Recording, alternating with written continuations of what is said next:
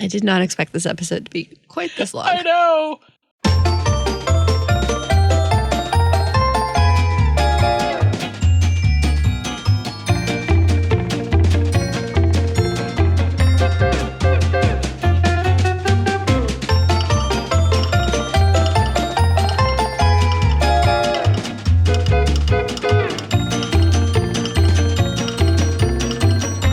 You're listening to the Lutheran Ladies Lounge podcast. I'm Sarah. I'm Erin. And I'm Rachel.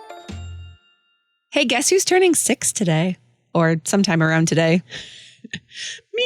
It's us! Is it us? It is. Happy birthday, us. Happy birthday, us! Yeah, a Lutheran Ladies Lounge podcast is 6 years old, which does not make any sense to my brain. And yet... Our show has graduated from kindergarten. Mhm. Right?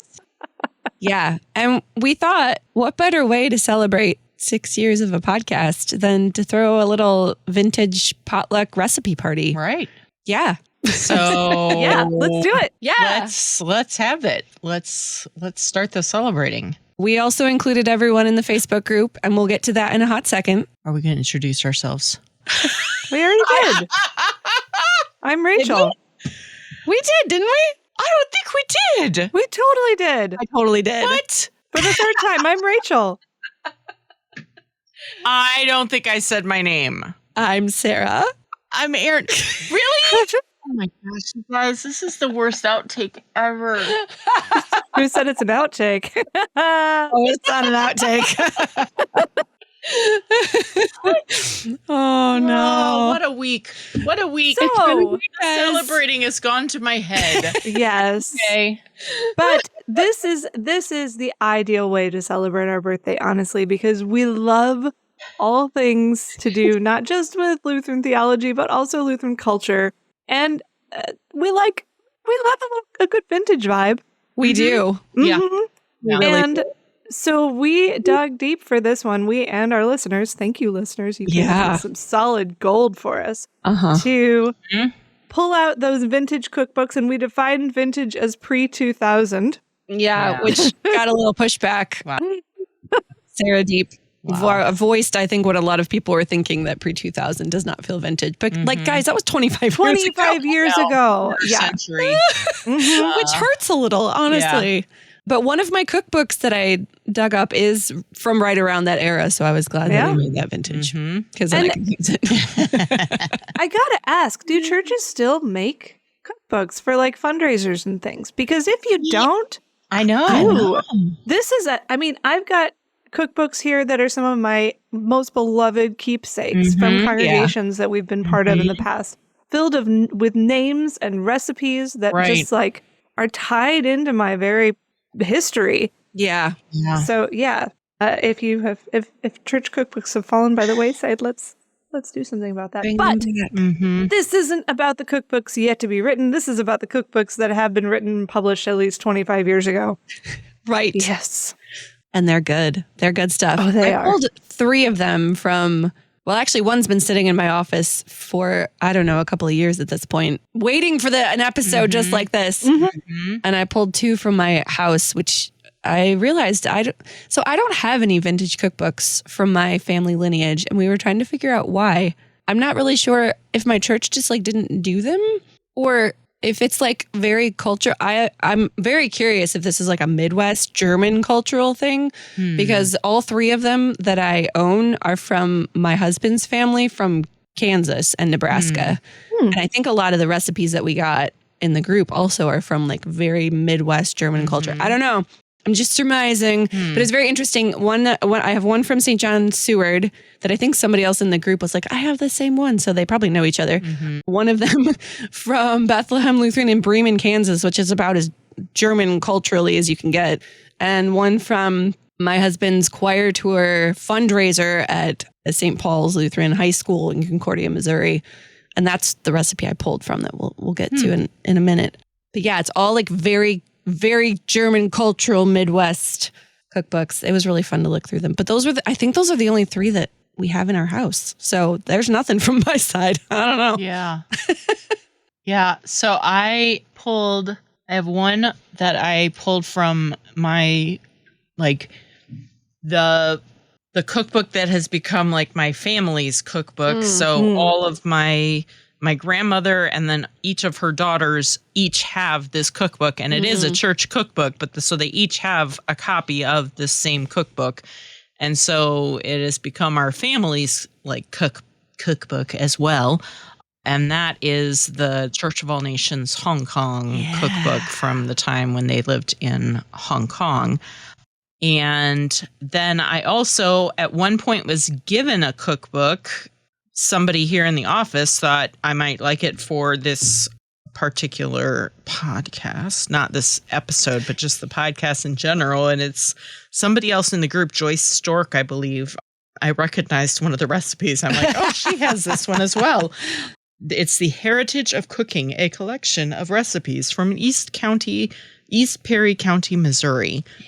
And so we talked about this before in previous year, talking about Oktoberfest, I believe. Was that the Braunschweiger? Oh, potato. Yeah, it was the potato, the kartoffel, the potato dumplings. Yes. I remember this. I recognize that cookbook from that episode. Yeah. But my church does. I mean, we do regularly have potlucks, but we do not have a Messiah cookbook. Part of me is, I think it's because I have to think it is a major undertaking to assemble one of these and format it into a way that everyone can use this cookbook. So ladies of the past who have put this effort out to create these cookbooks, we salute you. Yes. And although I will say there are a whole lot of like vanity presses out there nowadays. That you can, it's a lot easier than it used to be. A lot easier than typing it all. Yeah. Which I think is how it used to be done. I think so. I think it was. Out. Yeah. There are companies that do it now. You just like submit all your recipes and they make it for you. But like the typed out quality, I know. The vintage quality though, like I love that. You can pick a font that that's looks like true. that. Yeah. So. It definitely won't have the same sweat and tears that went into the early renditions. What about you, Rachel? Which ones do you have? So I have 3 that go with me everywhere I move. One is the Mount Olive Lutheran Church Cookbook, Grace Your Table with Some Good Cooking. Oh. And I don't know when it was published exactly, but there's an inscription. Oh, no, 1980 is when it was published. Okay. And then I also have, so Mount Olive was the church where Ken was a pastor for a number of years before he joined the Navy. And many dear friends are listed in the book. Then I have the Sharing Our Best cookbook from St. Thomas Lutheran Church, Ohio City, Ohio. Oh, shoot. Wow. This one was published in 2004, you guys. I cheated. I'm a cheater also. You'll learn more later. But the recipe that I pulled from this cookbook, as you'll hear, is absolutely significantly older than this cookbook was. Yeah. Fantastic. But this was where Ken did his field work when we were in seminary. Okay. And so they gave us a cookbook as a keepsake, and I have kept it.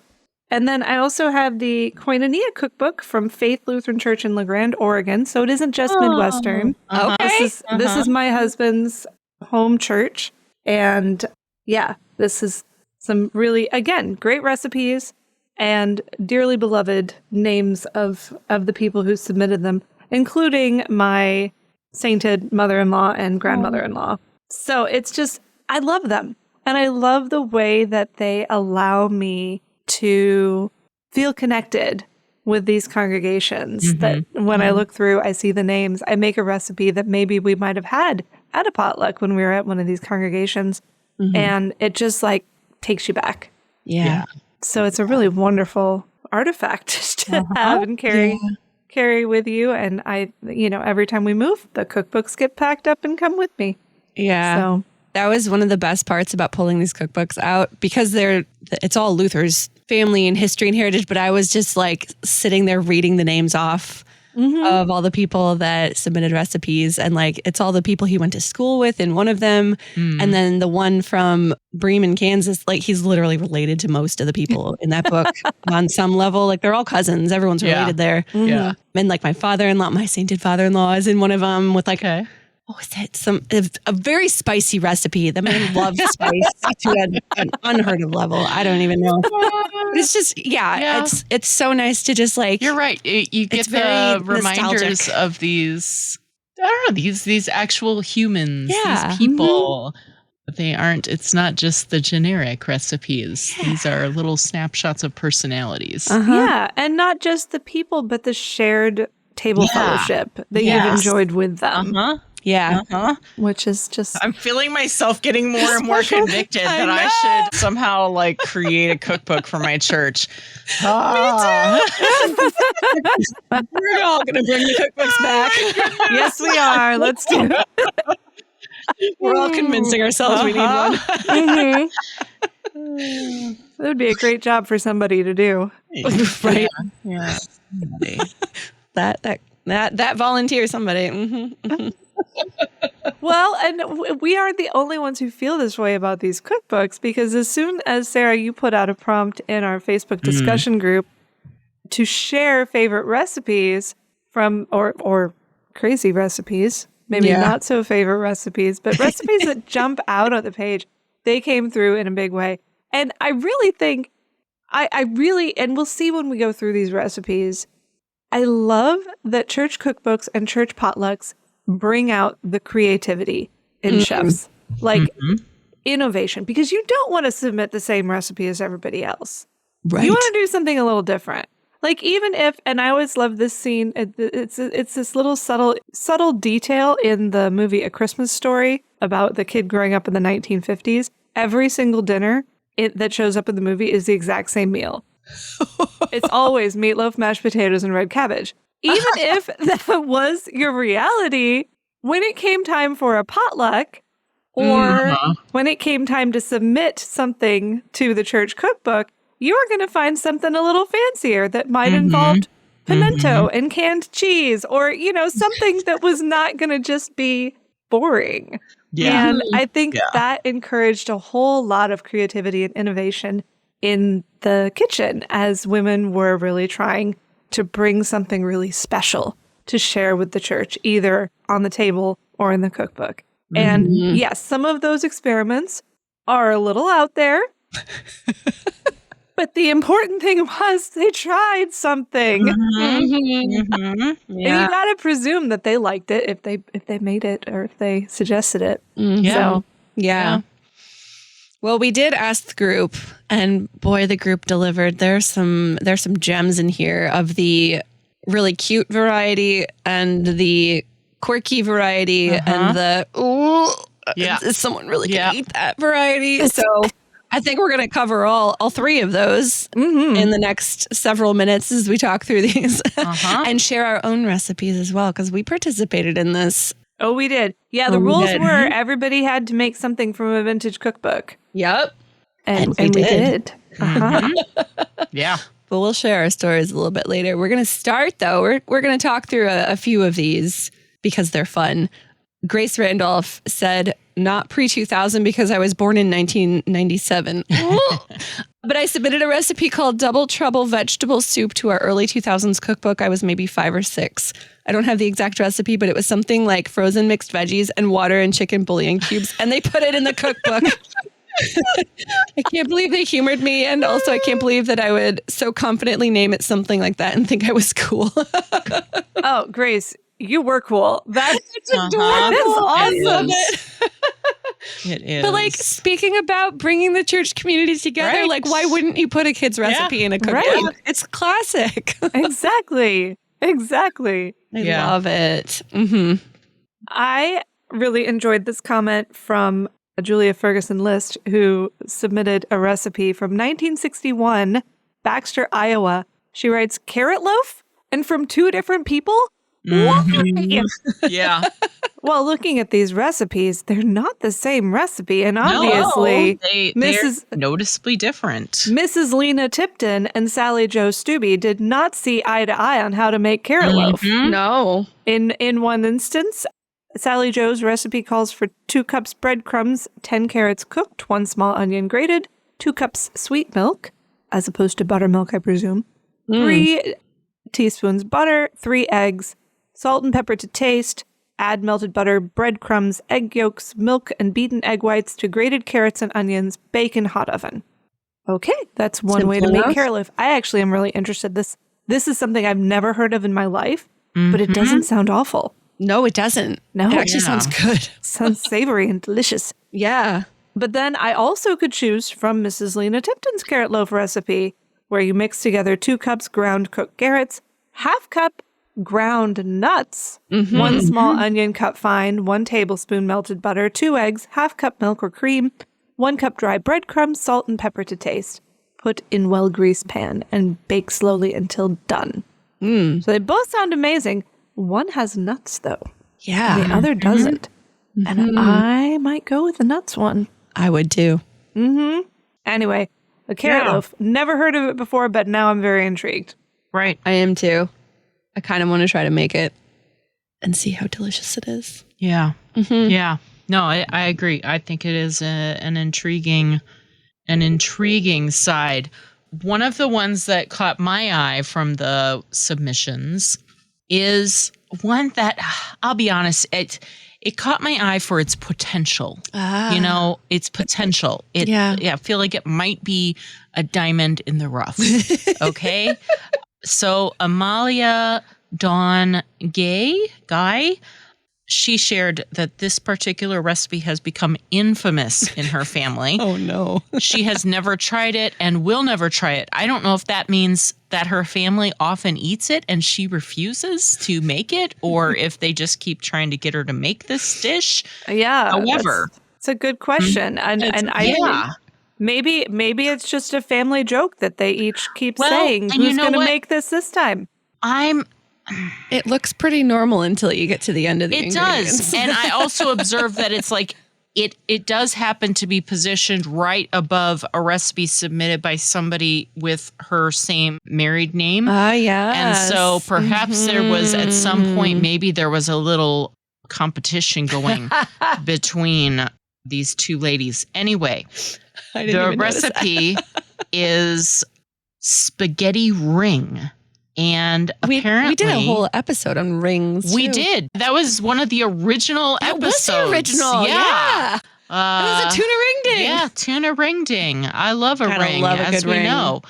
This recipe originated from Aunt Bertha, and it, as I look at it, this to me looks like it is essentially spaghetti pie baked in a bundt ring. So it calls for onions and green pepper and butter and cooked spaghetti noodles and eggs. Yeah. And and also some seasonings and some tomato soup. Yeah. Worcestershire sauce. That would give it that Chef Boyardee flavor, I'm sure. It would. And then you put that in a buttered ring mold and bake it. Which sounds pretty normal. Right.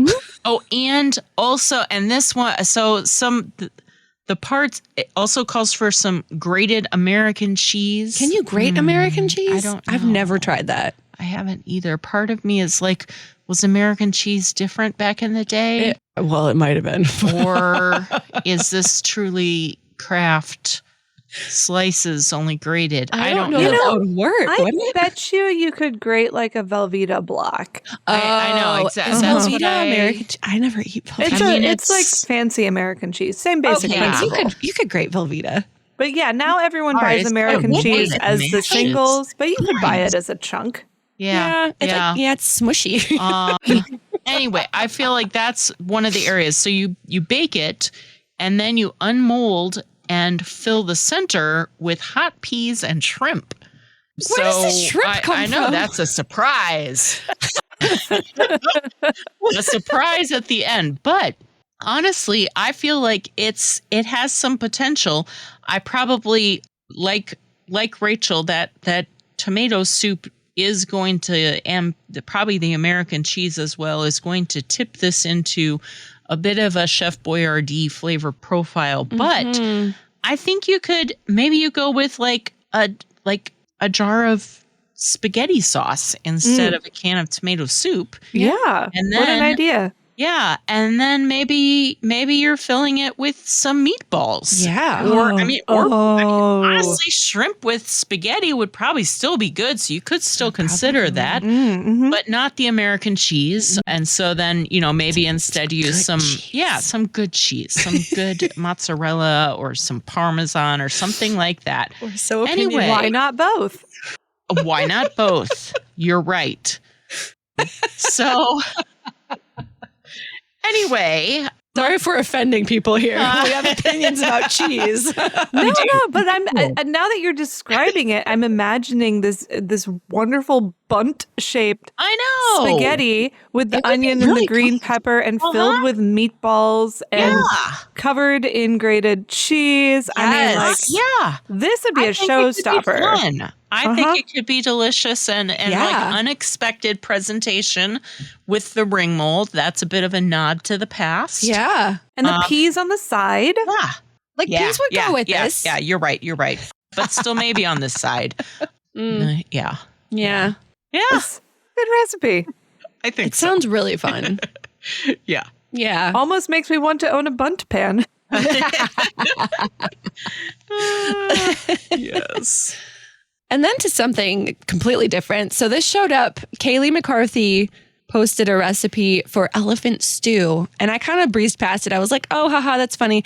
And then I was looking through the recipe books that I have, and I ran across more elephant stew of the exact same recipe. It was a thing. So now I'm wondering how many recipes.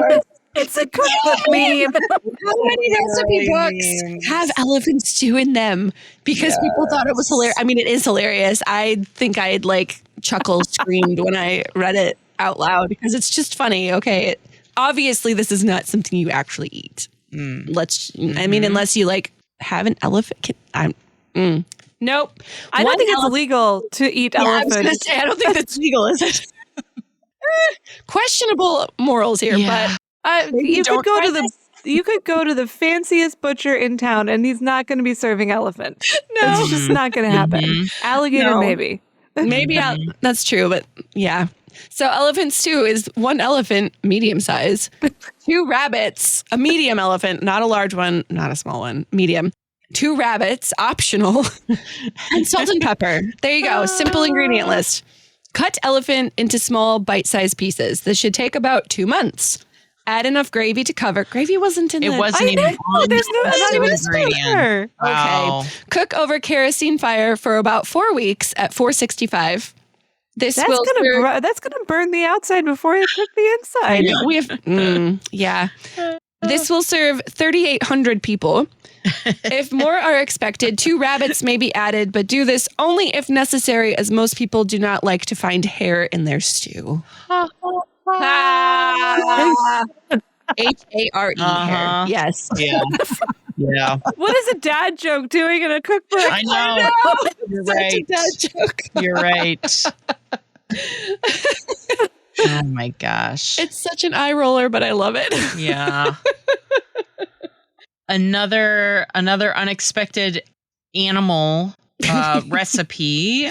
This came from this is the one I recognized from the Perry County Cookbook, which is so funny. Hassenpfeffer, which is, well, there are actually 2. So the main recipe calls for rabbit, and then there is an alternate, which basically is the same recipe, only you use squirrel instead.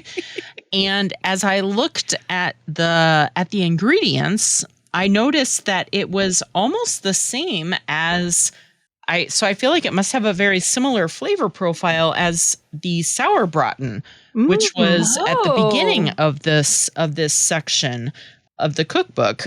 And so it has like it's a spiced vinegar sort of a stew. Mm-hmm. So it's got vinegar and then bay leaves, cloves, pepper, and the Hassenpfeffer actually includes brown sugar, as well as onions, and then you finish it with some sour cream. Well, that'd be very good. That's really good. I know. And the sauerbraten doesn't call for sugar, and it doesn't call for sour cream, but I'm guessing there's people that are like, well, we always serve sour cream with our sauerbraten. Anyway, Probably. I have a feeling that this sort of like spiced, sort of sweet and sour spiced sauce is probably going to help mitigate any strong tasting meats. Hence, it would be good with squirrel. Rabbit and squirrel. I could see, That's a very practical recipe because squirrel, I mean, Hassenpfeffer literally means pepper rabbit. Okay. And so I guess in German, if you were going to make it with squirrel, you should call it Eichenpfeffer. Oh, that's a mouthful. That rolls off the tongue. Yeah, it sure does. But I have had home harvested rabbit and squirrel, and coming up with a good recipe that actually makes it taste good. Like, it's a delicious meat on its own, but it is a little gamey. Yeah. And something this recipe seems like it would really cut that gaminess and probably end up with a really tender, not too overly powering gamey flavor. Yeah. That's a good recipe. It does look good. Yeah. And it calls for it to be marinated first. Mm-hmm. And so that's the concept, is that you marinate it in this mixture. Yeah, and 2 to 3 days, I see. Yeah. And then you fry it, and then add some of the marinade back to it to make the sauce. And then you simmer it. So you initially brown it and then simmer it, and I feel like it actually has sounds delicious potential if you find yourself particularly needing to cook a squirrel. Cook game. So I mean, they're all over the place. It's true. Yeah. Well, while we're talking about super vintage recipes, I think I have here what is the oldest recipe that was submitted to us. This was from Brenda Eggert Jendereski, and she writes, "What cookbook is complete without a recipe of calves' brains?" This is from an 1889 cookbook. Beautiful. Wow. Oh, yeah. So I'll read this whole thing for us. Calf's brains a la ravigote. Maybe I mispronounced that. I'm not French. Wash the brains in several waters and free them from skin and fiber.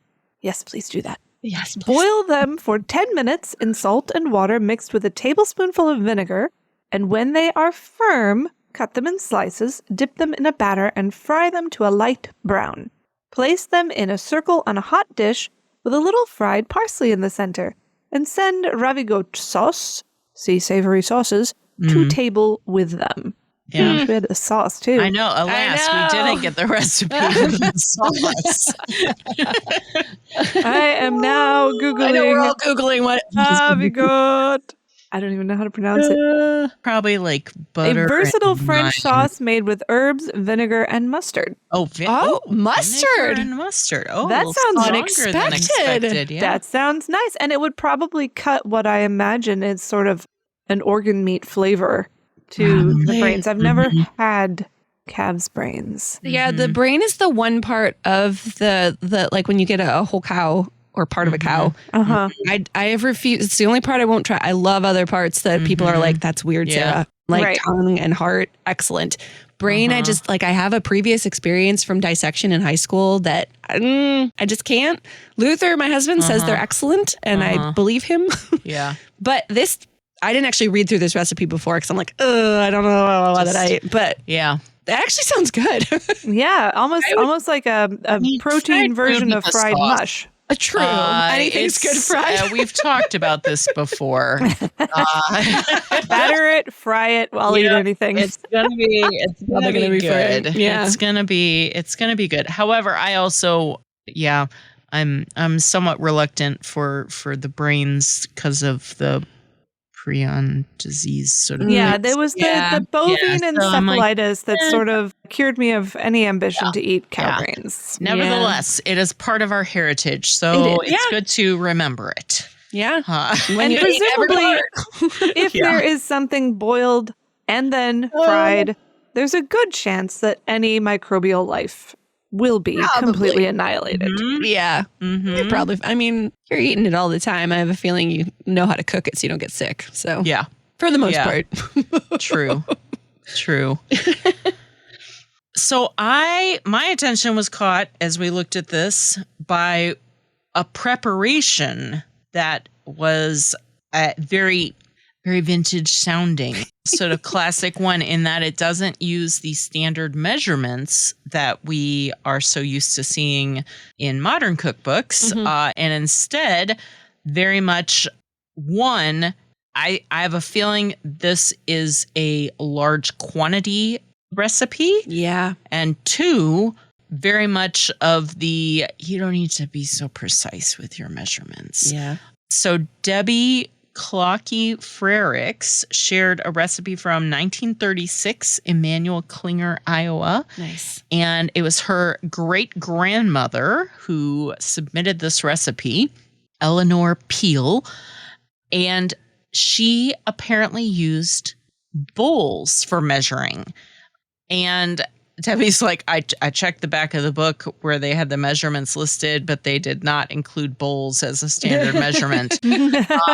So in my mind, actually, I'm pretty sure it was one of those where it's like, well, this is, everyone knows it's just your standard mixing bowl. And that's the bowl. That would be what I would suspect as I look at it. However, it does then shift into, there are a few things that do have some more standard measurements. So it calls for 3 bowls beef, cooked and ground. So that's first off, that's interesting. Oh, also, this is a recipe for mince meat. That's right. It's specified at the beginning.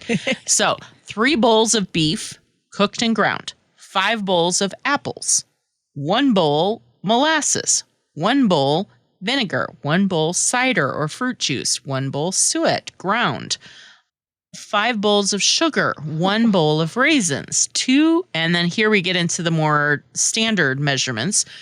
But because of the size of them, I think these are mixing bowls. Because the quantity here, 2 tablespoons of nutmeg. That is a lot of nutmeg.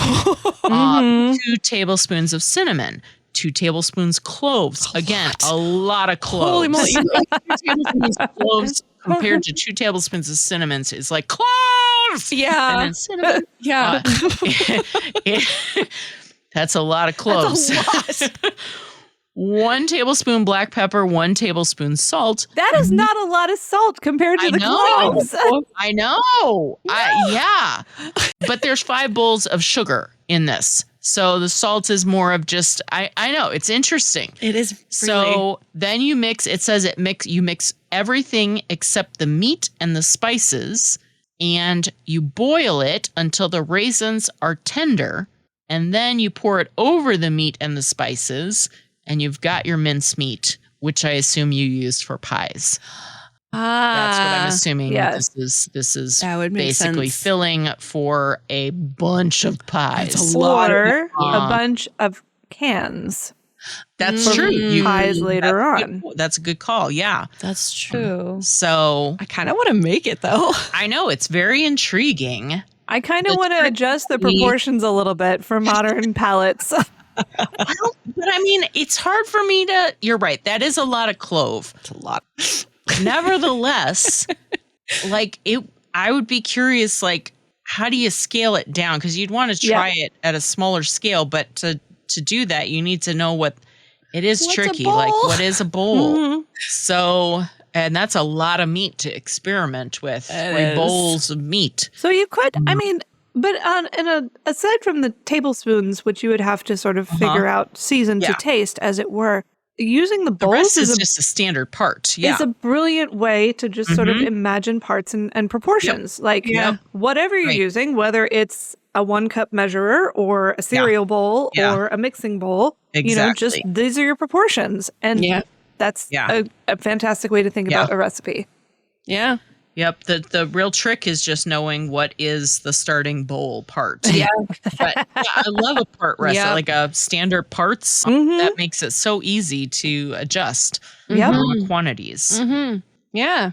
So we have a couple more from the group, but they're getting special mention in with the rest of our recipes. So I'm going to share the recipe that I made. I don't get to make stuff all the time, but this was special for this episode.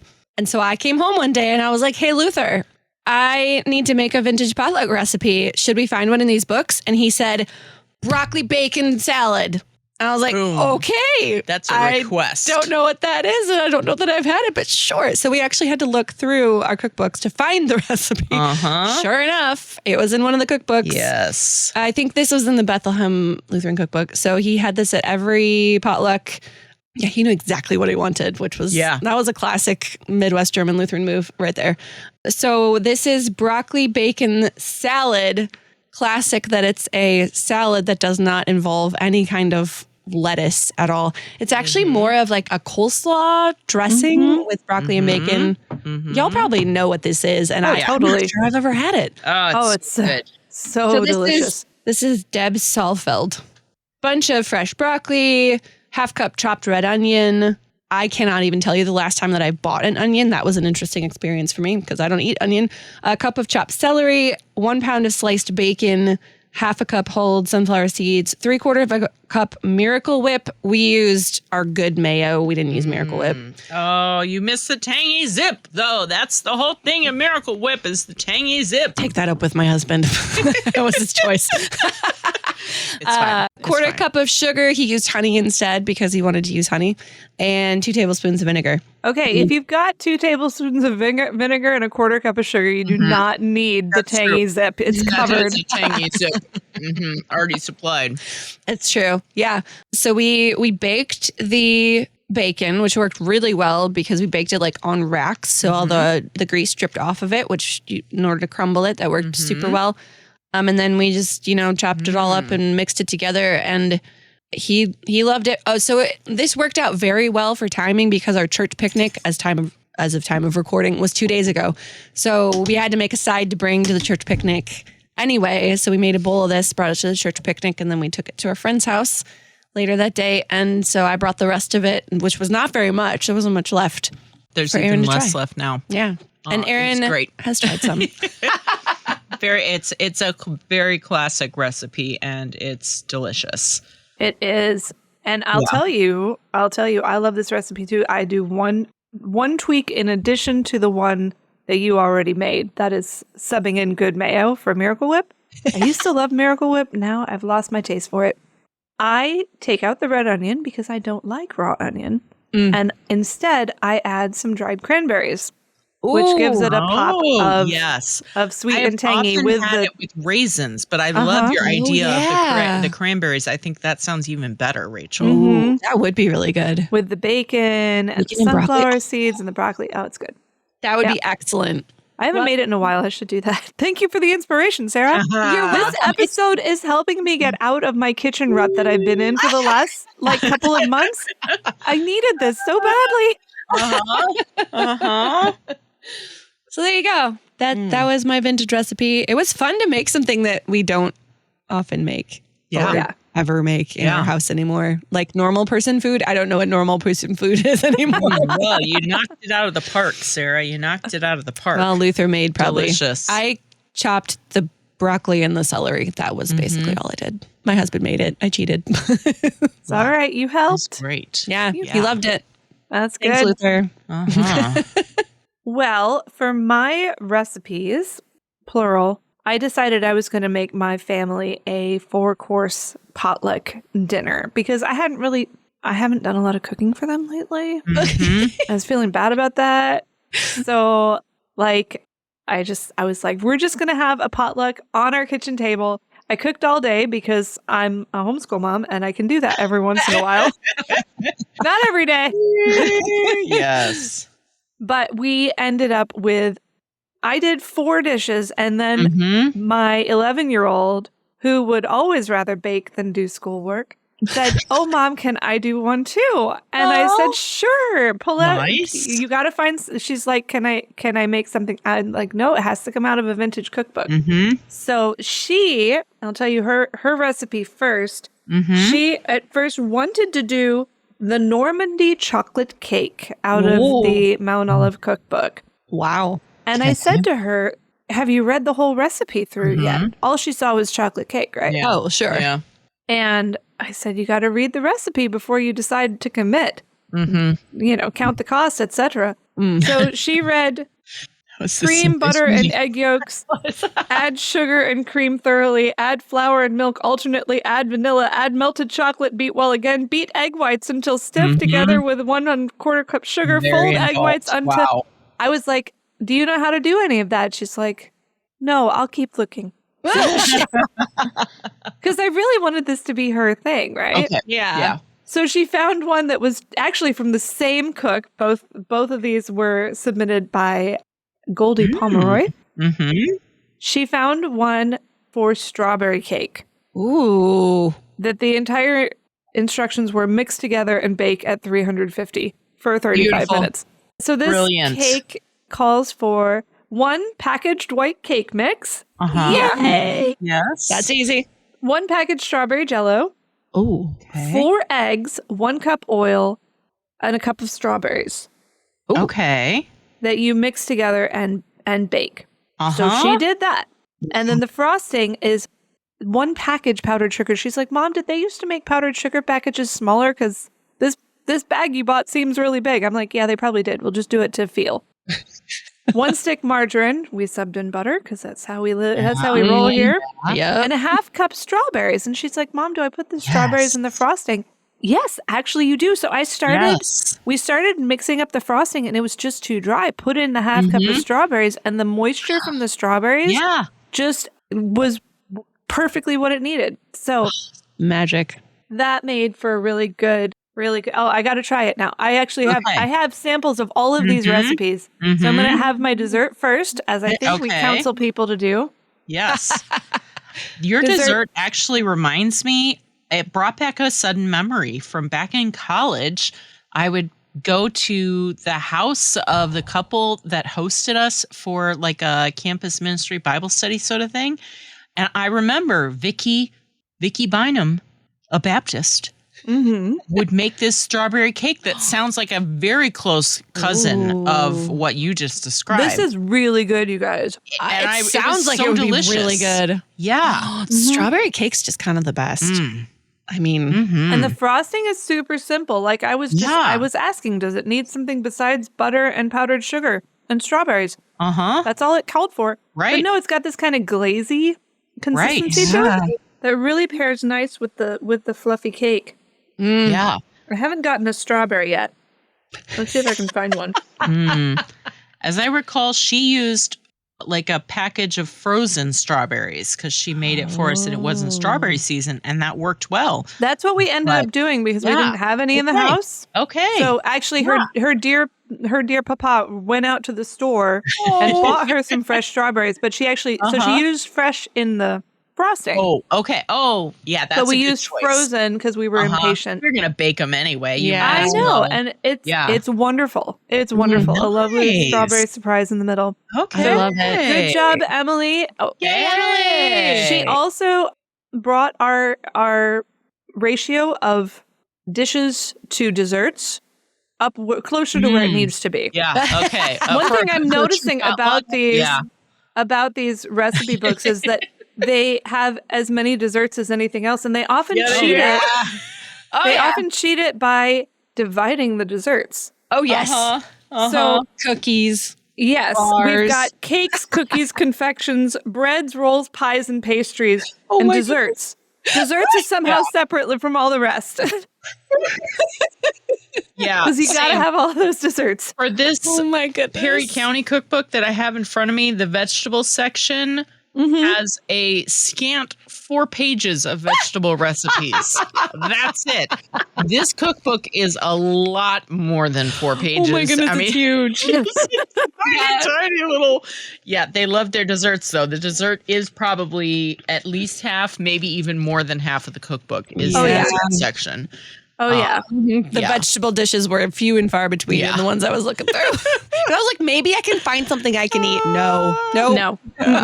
And also, good luck finding health food.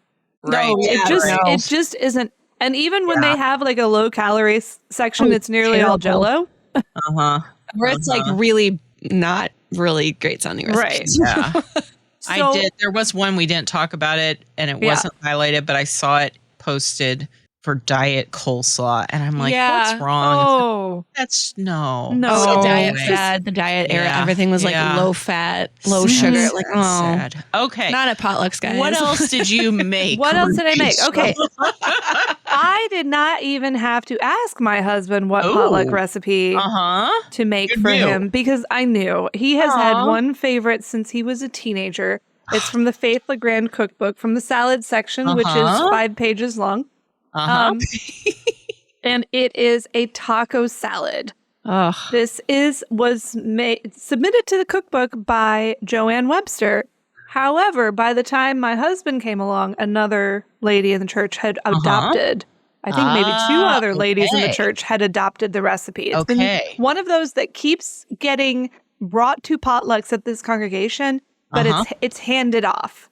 Okay. You know, every generation. Gotcha. Yeah. Gotcha. So to make this taco salad, it's actually really delicious. You brown a pound of hamburger, drain.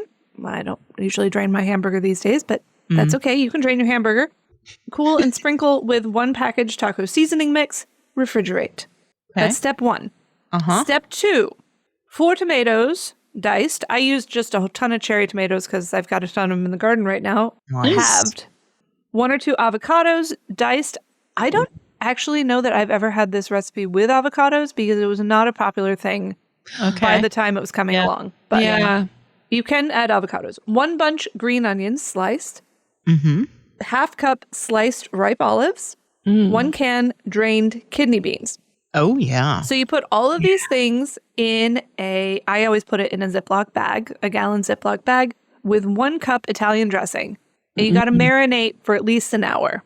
Oh. And you can actually, and then you add the meat in. And you can, at this point, you can keep the whole thing overnight. How intriguing. This is, So you've got, I was following you. I was like, yeah, I've had this salad, and then I hadn't. yeah. That method is a new method to me. Okay. So you keep, so at this point, this is your Saturday night prep done. You've got a gallon Ziploc baggie full of beans and vegetables and meat, all marinating. Right. And then at the very end, right before serving, she says to add half a head shredded lettuce. I always use a full head of shredded lettuce. Okay. Yeah. And 1 package corn chips, tossed lightly. Yeah. Now, this is how this recipe became my husband's favorite as a teenager. Because although Joanne Webster said corn chips, somebody later on, either Muriel Worley or her daughter Nancy Yancey, both of whom are with the Lord now, so I can't ask them. Somebody looked at this recipe and said, Doritos or corn chips? What? Okay. I mean, yes. And that makes it pop so much. Oh my goodness. So many curveballs. Wait, which Doritos? Like regular. The classic nacho cheese Doritos. Okay, Although, honestly, all it says is corn chips. You pick your corn chips. Yeah. Cool You Ranch. could do Fritos. You could do Cool Ranch. You could do Fritos just would be plain good. old Wow. tortilla I like chips. Fritos. But the nacho cheese Doritos are how I've always had this salad. And it is really, really good. Ken walked in. He saw it. He's like, okay, what are the rest of you having? But almost everybody tried it and everybody liked it. So that was our salad section, although that really should be a main. I feel like they shoved it in the salad section just to make the salad section bigger. Absolutely a salad that can be a main dish. Yeah. But that isn't our actual main. Our actual main was something that I felt my children had to have for their cultural education because I don't think they've ever had it. And that is a tater tot casserole. Oh, that is absolutely classic. Essential foundational formation. I know. Yeah. And I felt like they needed this part of their culinary education was not complete. So I looked through several cookbooks and all of them had a tater tot casserole. Of course. Or as our friends in Minnesota say, a tater tot hot dish. Yes. But I found one in the Ohio City cookbook that was really special for 2 reasons.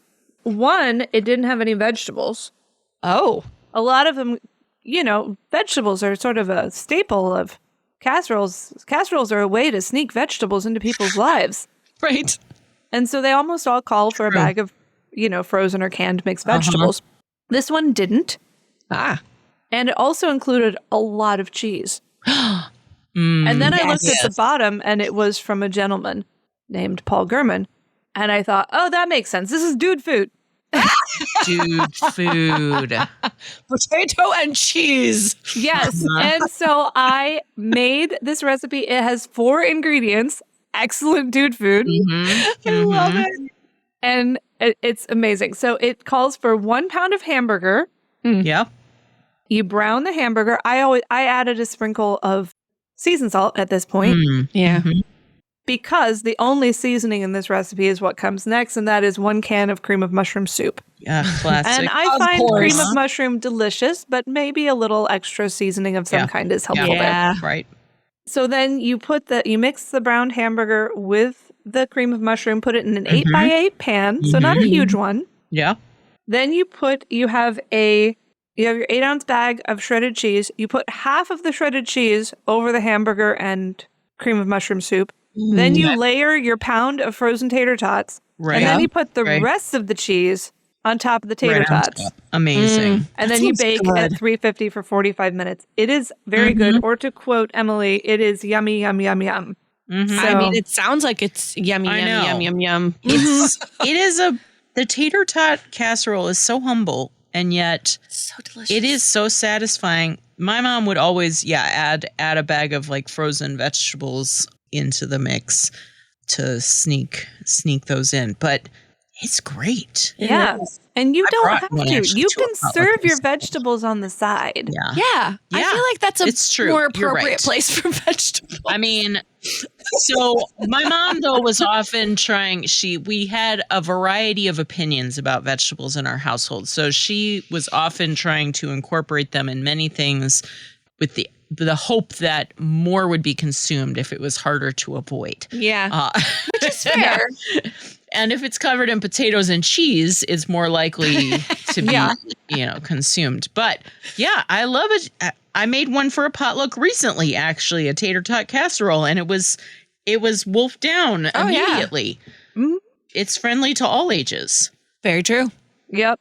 And it was. Everybody liked it, except I'm sure my daughter who hates potatoes will not enjoy it, but that's fine. That's a rare person, though.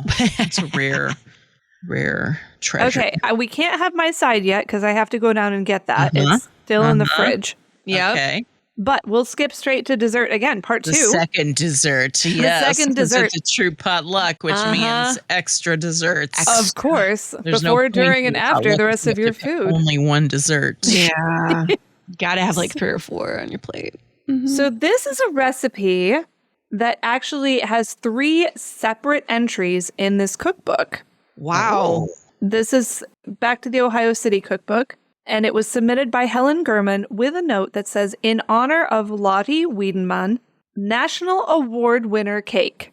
Wow. Okay. So we have 3 pages for this. The first one is, it's called Can't Be Beet Cake. Okay. And that's beet spelled B-E-E-T, Uh-huh. in case you were wondering.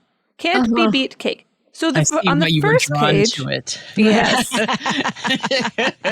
the first page is the crunch for the cake recipe to follow. Oh, wow. Okay. That's a very elaborate. So I Wait, thought it it's was 3 separate recipes, but no, No. it's It's 3 pages for three one. page recipe. Well, 3 pages, 1 page for the crunch, 1 page for the cake, and 1 page for the icing. That's wow. That's impressive. Okay, yeah. carry on. Okay. Carry on. So this is the crunch for the cake. This is a layer cake, but it basically, I think it has like a cheesecake crust baked into it. Okay. So the crunch for the cake, you take 18 squares of graham crackers, coarsely crumbled, half cup light brown sugar, half cup chopped pecans, and 4 tablespoons of margarine butter melted. Yeah. And then you put them all together like you're making a cheesecake crust. Uh-huh. And then you're going to grease and line 9-inch cake pans with wax paper and place half of each crunch mixture pressed into the bottom of each pan. Yeah. It's pretty normal. Simple enough. Yeah. And then you've got the cake itself. And this calls for 2 cups light brown sugar. I was surprised there was no white sugar in this at all. 2 cups light brown sugar, 4 eggs, 1 cup vegetable oil, 2 cups all-purpose flour, half teaspoon baking soda, 2 teaspoons baking powder, quarter teaspoon salt, 2 teaspoons cinnamon, 1 teaspoon vanilla, all pretty normal so far. Yeah. A cup of chopped pecans, and 1 16-ounce jar Greenwood whole pickled beets drained and chopped. There it is. Okay. Okay. A pickled beet cake? I've never heard of this. Pickled, not just beets. Pickled beets. Yes. Okay. So, standard preparation, you mix your wet ingredients, beat until well blended, add flour gradually with the dry ingredients mixed into it. Mix well, fold in the chopped nuts and chopped beets, put in your pans on top of your crunch mixture, and bake at 325 for 40 minutes. Okay. Do not put icing on until cake is completely cold. Okay. And then you turn the page. What color is this? It is. Like when it was still raw, what color was it? And then what color is it? I think I have a picture of it. It was kind of pinkish. Okay. But cooked, it is brown with, I'm holding it up here a bit. Yeah. No, I lost my cake. It fell. Oh, no. I'm sorry. It's okay. It's all right. Casualty of the episode. Casualty? Oh, no. Your house is clean. Just you can eat it. Mhm. It's okay. Yeah. Anyway, now that it's baked, it is basically a lovely dark golden brown color with lots of sort of purple speckles in it. Yeah. Okay. So then you get the frosting, which is a stick of margarine, butter, softened, 8-ounce package cream cheese, softened, 1 teaspoon vanilla, 2 teaspoons almond extract. This is very almondy. I love an almond extract. Same. 2.5 cups confectioner sugar, and then you're going to add chopped pecans around the ring of the cake once you're done frosting it, and then pecan halves on top to garnish. This sounds really good. Yeah, well, I'm about to try it, so I'll tell you. You haven't had it yet? I haven't. It's been sitting here this whole episode. Live react. Did it start with cream cheese, the frosting? Was there cream There's cheese? cream cheese. Yeah, butter and cream cheese. Okay, I thought so. And almond? Oh. There's intense concentration. I wish I would have recorded video for this episode. There's a lot going on in this cake. It sounds like it. Your face looks unconvinced slightly. No, it's unusual, but it's delicious. Okay. I'm trying to decide if the beets, oh no, there's a beet. Okay. If the beets actually add something, and they kind of do. Okay. All right. Can't be beat. Can't be beat. Yeah, at first I was like, is all of this almond cream cheese, graham cracker crunch just supposed to disguise the fact that there are beets in this cake? Yeah. But no, the beets add something.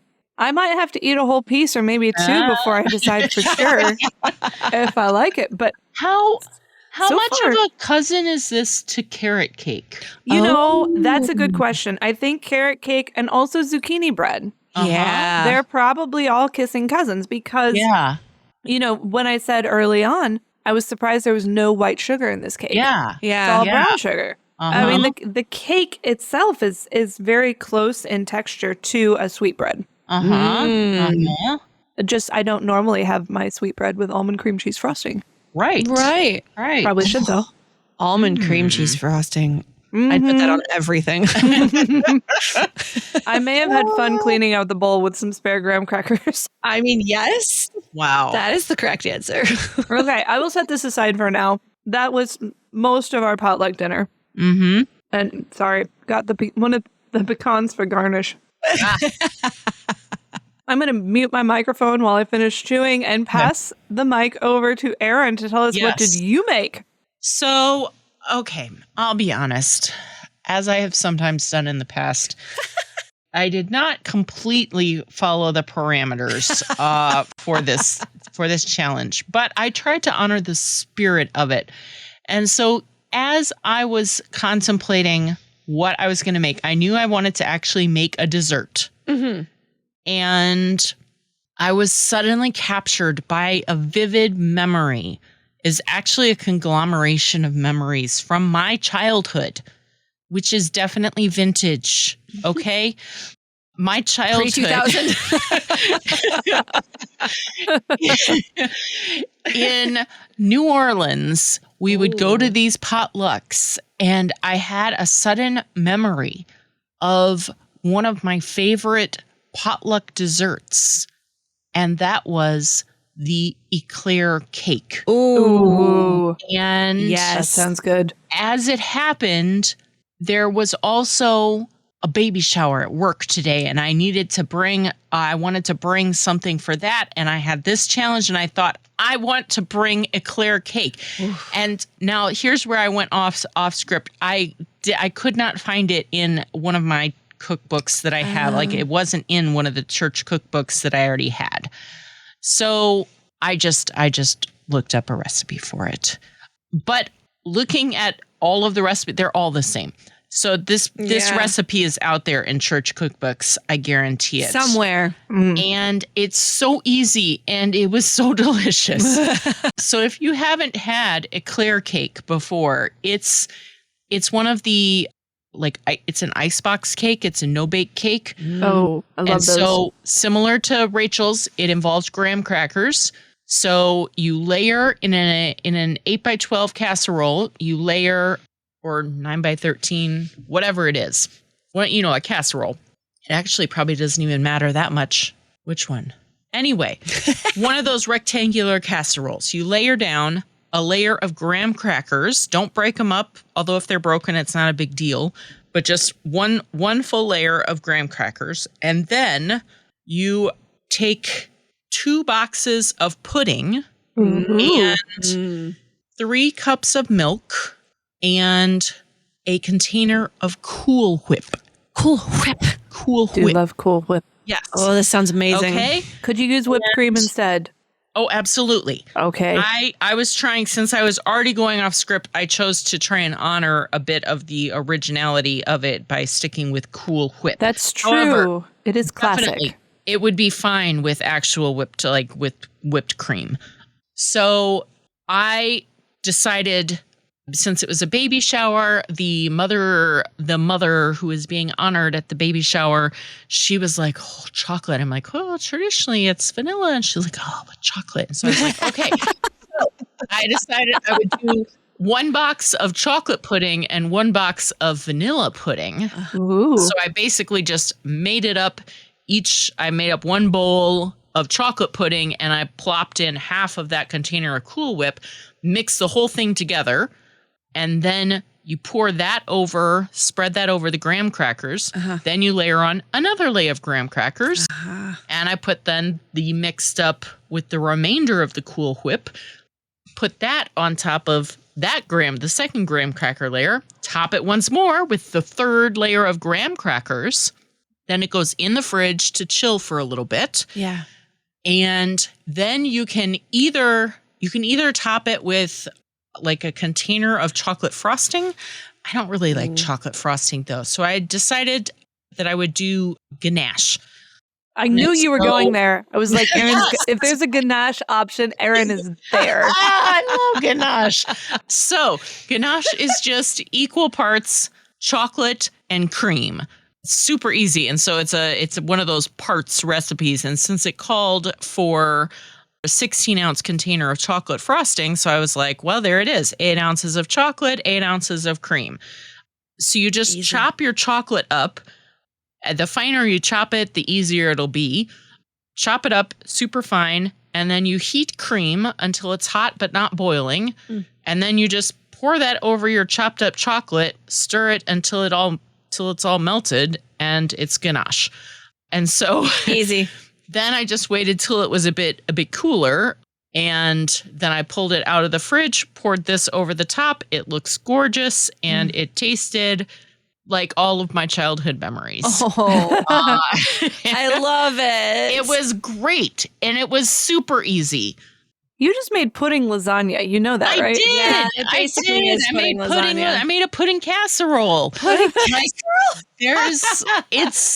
It's great. And I know it's in church cookbooks out there. I just didn't have one to hand. And I was determined to have that. It caught my imagination. I had never heard of this before, but I just Googled it and I love it. It looks amazing. Yeah. The recipe that I'm looking at right now says specifically, it's great recipe for children who are learning to cook since there's no baking involved or any power kitchen tools. Exactly. I'm like, this would really be a fun one to do with the kids. I would totally make a lemon eclair cake with lemon pie. Yeah. So could you do it with pistachio pudding, I wonder? I mean, so many options. That's when you then get to have fun. It's like I was looking at the pudding options at the grocery store, and I almost went off script when I saw butterscotch. And I know I was like, oh, butterscotch, but then I was like, no. She requested chocolate. You can't go butterscotch. Special K-bar eclair cake. So yeah, butterscotch and chocolate. Yeah. Yep. Oh, man. I do have to offer a recipe that also came to my mind when I thought about what I'd want to bring to a potluck. This one is from an old church cookbook. And I, in this case, went to my aunt's because my mom has been on vacation, but they all have the same cookbook, so it's okay. It's hilarious. And I was like, love it. I need the recipe for that green bean salad that Grammy would make. And I was like, it's got green beans and tomatoes, and I think it has either sour cream or Italian dressing. Turns out it has both. And as one does.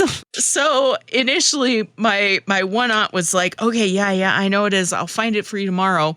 And she happens to be staying at the other aunt's house. And so there was this text that I thought was hilarious. And so here, she knew exactly what I was talking about. So Aunt Mary Jo says, Lori, I made it recently for a potluck. It's in my cookbook on the pull-down shelf under the upper spice cabinet. It should be in the salad section, which is toward the back. I think it's handwritten on the same page as the confetti corn salad or somewhere near there. You might need to look at the fronts and backs of pages in the salad section. The book is so full of recipes that you probably have to carefully lift the book off the shelf and onto the counter in order to turn the pages. Oh, that's beautiful. It's poetry.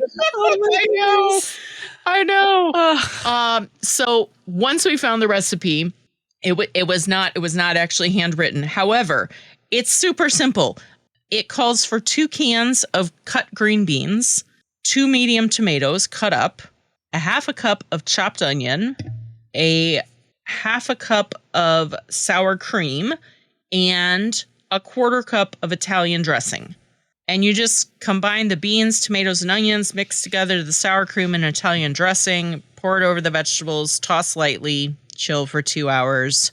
It's a great summer salad, especially when tomatoes are like in high season. Oh, yeah. It's really good. You could easily make it with fresh green beans that you've steamed. That would be fine. This is a classic from the olden days, and we know how much they do love a canned vegetable in the olden days. For sure. Yep.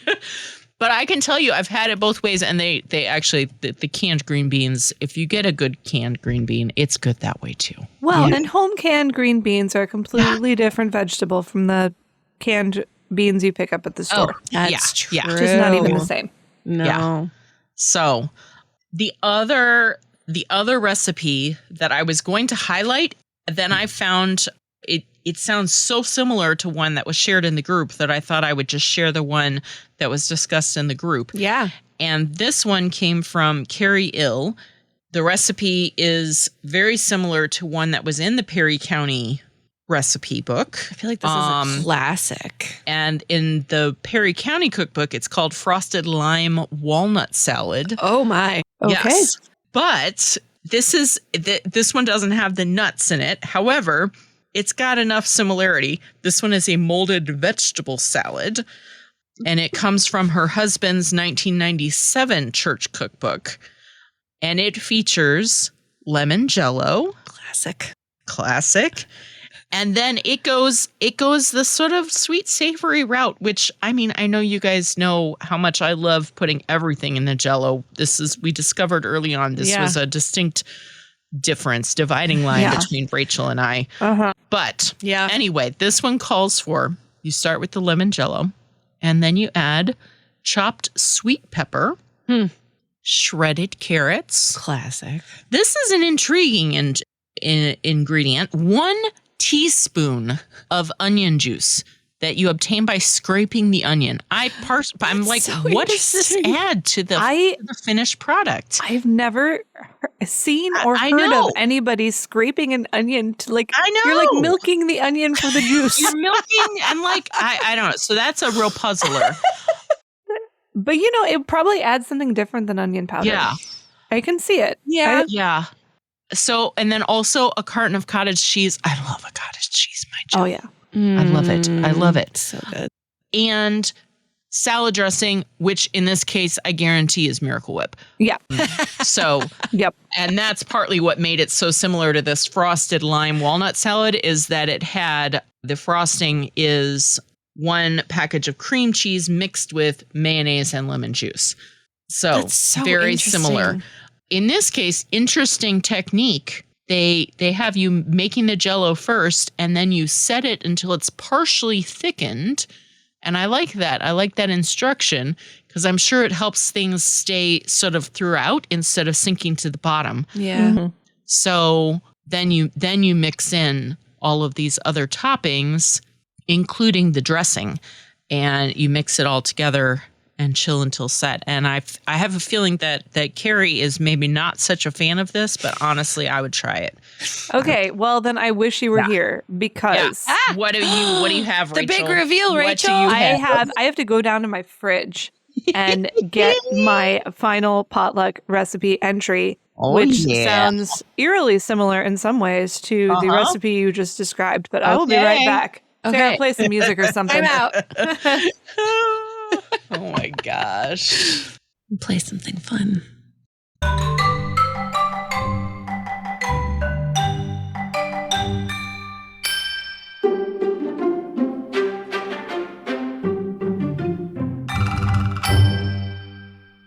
She's coming back. Woo.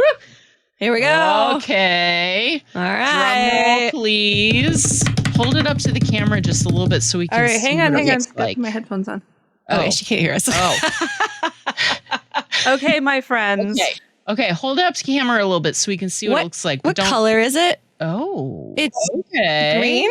Yeah, it's green. a kind of a mint Like an opaque green. A green. mint green. Whoa. Yeah. Uh-huh. All right. So this, my friends, was something too good not to try. Yes. Tell us more. Of all the recipes that were submitted on our Facebook page, there was one that caught my eye more than any other, and this was submitted by Bethany Campbell.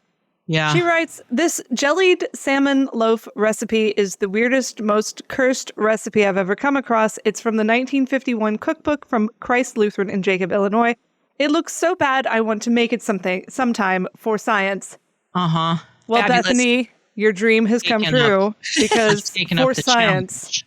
I have made a jellied salmon loaf. Yes. Jellied salmon loaf. I am almost 100% sure I did it wrong because seriously, it is not an attractive looking thing, even though I did follow the instructions and unmold it on crisp lettuce. I was going to say, you did dress it up with I did. It said to. All right. So I did. I will read this recipe. There is, I think I've got a photo of it that we can share online. Mm-hmm. It is, I suppose it's in that category of so ugly it's almost beautiful. Yeah. Mm-hmm. Yeah. Mm-hmm. It would be a pretty color if like it was actually something that would taste like what it looked like, maybe. So here is how you make jellied salmon loaf. 1 package lime Jell-O. I'm just going to pause here to say that I actually looked up, did Jell-O always contain sugar? Because I thought to myself, why are all these savory Jell-O salads involving Jell-O? Yeah, it was Yes, research. Jell-O has always contained sugar. The only sugar-free versions are the ones with artificial sweetener. So any recipe that calls for Jell-O understood that there would be sugar involved. Right. Huh. Okay. Yeah. So 1 package lime Jell-O, 2 tablespoons vinegar, Interesting. 1 pint warm water, half teaspoon salt, half cup mayonnaise, 2 cups flaked canned salmon, and 1 cup diced celery. The canned salmon is where it all goes. See, if it didn't have the Jello, this would be. It sounds delicious without the Jello. It's the lime you're flavor right. with the salmon. Those are the two fighting ingredients: the Jello and the canned salmon. Because salmon, vinegar, mayo, and celery, salt. That sounds great. Yeah, sure does. I just had salmon for lunch yesterday. I felt guilty putting 2 packages of salmon, and I use packages instead of an actual canned salmon because some of the canned salmon has bones in it that is kind of a nuisance. Yeah. I'd make it even more exciting. But this must have been quite a posh dish back in the day because salmon, that's like fancy. Yeah. So to make this, you dissolve the Jello in warm water. I made it according to packaged instructions with the with the boiling water and the cold water. Yeah. Okay. Add the vinegar and salt to the Jello. Chill until slightly thickened. Okay. I did not chill long enough. Okay. Yeah. This is my constant struggle with Jello-based recipes. Yeah. Is that I lack patience. Yeah. I do too. Anyway, I chilled a little while though. I'm just curious, do you do where you like actually do 1 cup of boiling water and then add ice cubes to make the balance, or ice water? Boiling water and cold water, like tap water. Okay. Yeah. Okay. That could help you in the future. That's true. It will help speed it along to make up the balance if you mix it up in a liquid measuring cup. So then you can just dump in ice cubes to bring it to the final quantity you need. Gotcha. So that's a great tip. Thank you. Yeah. So carry on. So you didn't wait long enough. Slightly thickened. Then fold in your mayonnaise, salmon, and celery. Turn into loaf pan. Chill until firm. Yeah. Unmold on crisp lettuce. Nice touch. Yeah. Okay, so I did it. It is not beautiful because I didn't wait long enough. I suppose if I had waited the full 4 to 6 hours that it really wanted to set, it would probably have at least looked something more like a loaf and less like a blob. My bad. I feel like presentation on these is always a little dicey. You're owning your contribution to this. It's fine. Yes, it's fine. All right. As you can tell, I'm stalling right now. Just eat it, Rachel. I have the entire dish up here in the study because I know this was the one thing that all of my family, I believe they said something like, "Ew, no, why would you do that?" For science, kids, for science. So if this goes bad, I get to either consume or destroy the entire thing. I'm on my own here. Wow. Okay. They will go with me through tater tot casserole, but not to salmon. Not this all right, one. All right. Put off the inevitable long enough. Oh, yeah, no, it should have thickened more than the Jello would be. Oh, no. Okay, all right. It looks like some cartoon food, like Calvin and Hobbes, wrestling with his food. This is what it looks like. All right. It's so green, everyone. It's so I'm green. Just telling you, it's so green. That lime just throws me off. Her face is. It's not thoughtful like it was with the can't be beet cake. It's a different expression. Sad. It's so sad. There's sort of a wrinkling in her brow. That's an unhappy face. Hang on, I gotta take 2 bites. She did take 2 bites. I gotta dive down to the bottom to see what the other layer tastes like. It all floated. Yeah. Is the salmon at the bottom? Yeah. I think she found the salmon. The celery is at the bottom. Oh, the celery.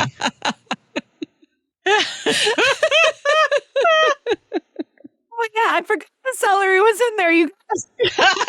I'm like, what on earth is this? Why is this crunchy? Okay, here's the deal. It's not as awful as I was afraid it would be. I was gonna say, you keep eating it, so it can't be that bad. I mean, I'm a little hungry, but okay. Like it's like, all right. When we did the horseradish Jello salad all those years ago, that was like, I'm done. Yeah. No more. But this is almost intriguing. Like 3 bites in, I'm like, do I hate this? Maybe I need another bite to decide. Now, I will say I sneaked a couple of bites of the beet cake while we were. Yeah. I really genuinely love that. Okay. I've made my peace with that. I would make it again.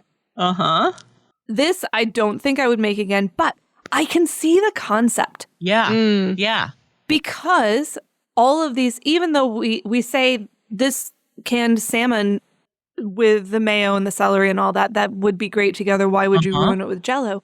But if you were going to ruin it with Jell-O, a little spritz of lime on that salad we just described, you're right. like lime is the flavor. Yeah. Yeah. And maybe lemon, but I feel like lime is even better. Yeah. No, I mean it sort of has the quality of a almost a cocktail sauce. kind of flavor with the tanginess and the. I mean, salmon is delicious.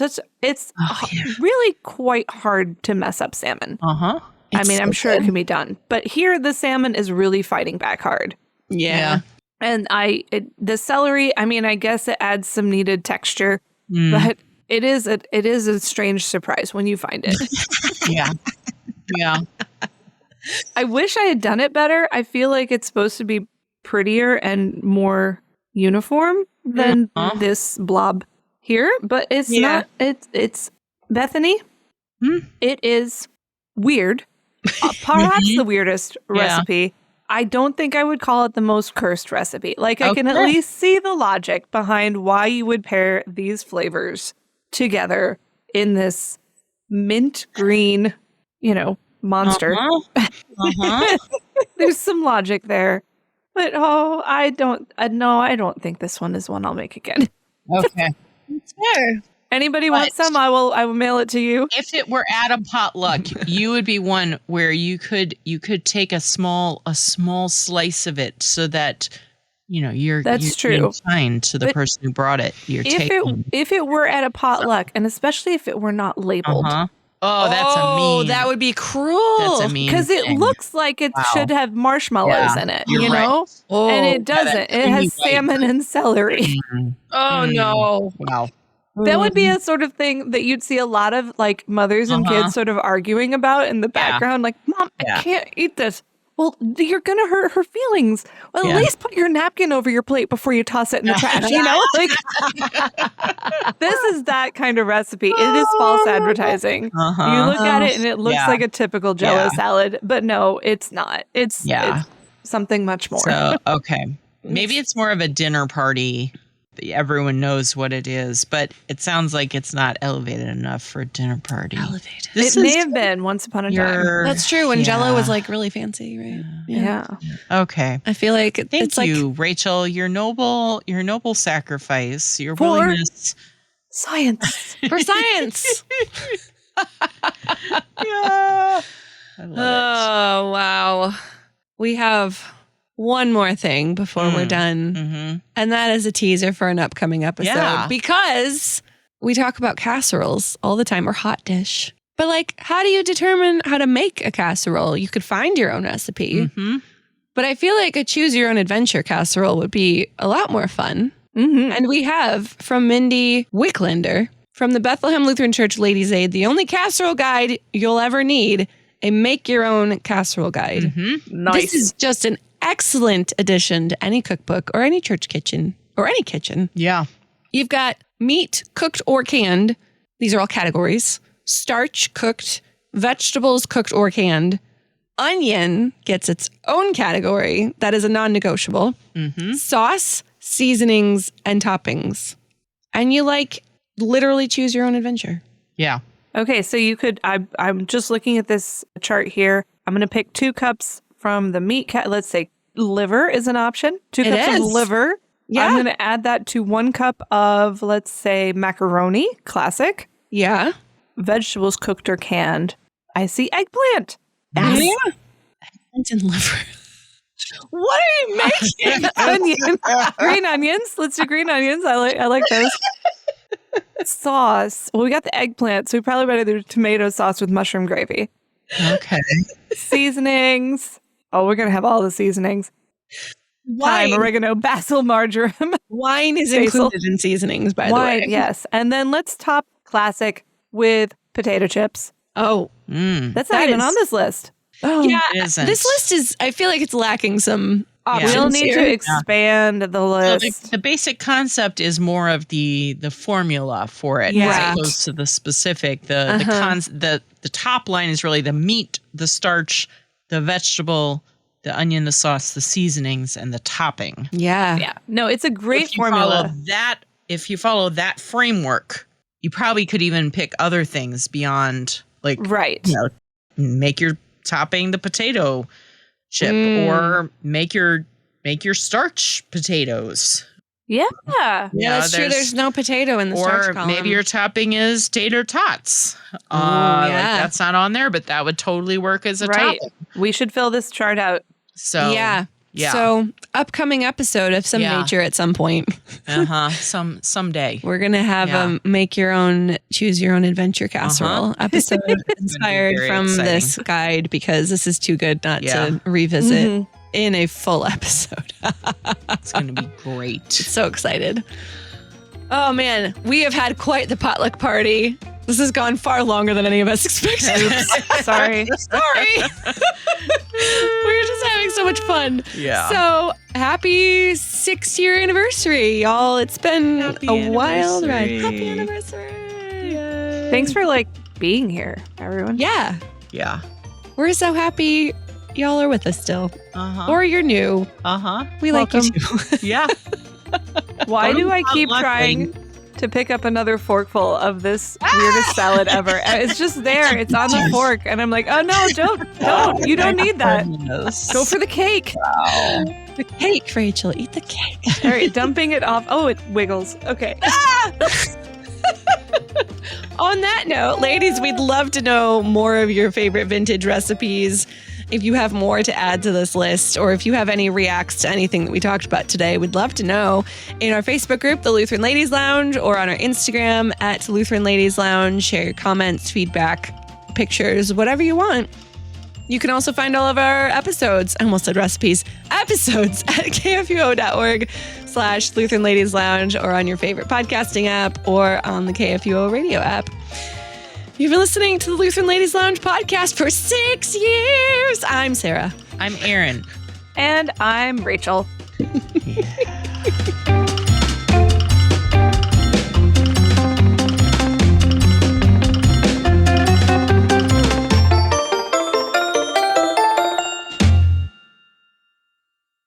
Views and opinions expressed on the Lutheran Ladies Lounge podcast may not represent the official position of the management or ownership of KFUO Radio, the Lutheran Church Missouri Synod. The Lutheran Ladies Lounge is produced by KFUO Radio and available at kfuo.org or wherever you get your podcasts. Don't forget to hit that subscribe button and leave a review for us too. If you love the Lutheran Ladies Lounge podcast, consider financially supporting our producer, KFUO Radio, so we can keep doing what we do. Find out how at kfuo.org/give.